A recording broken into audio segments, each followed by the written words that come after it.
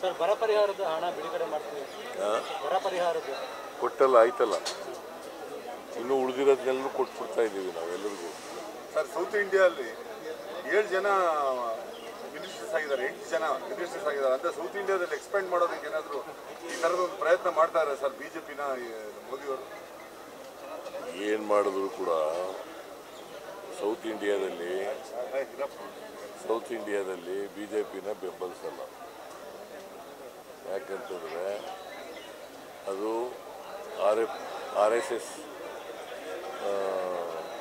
ಬೇಸಿರ್ತಕ್ಕಂಥ party, R S ಎಸ್ನ ಮುಖವಾಡ, ಅದು ರಾಜಕೀಯ ಮುಖವಾಡ. ಹಾಗಾಗಿ ಸೌತ್ ಇಂಡಿಯಾದವರು ಯಾರೂ ಸಪೋರ್ಟ್ ಮಾಡಲ್ಲ. ಈ ಸಾರಿ ಉತ್ತರದಲ್ಲೂ ಕೂಡ ಉತ್ತರ ಪ್ರದೇಶ ಮತ್ತು ಮುಂಬೈ ಅಲ್ಲೆಲ್ಲ ಕೂಡ ಹಿನ್ನಡೆ ಆಗಿದೆ ಅವರಿಗೆ. ಸೊ ಇವತ್ತು ನೋಡಿ, ಒಬ್ಬ ಆರ್ ಎಸ್ ಎಸ್ನವರು ಹೇಳಿದ್ದಾನೆ,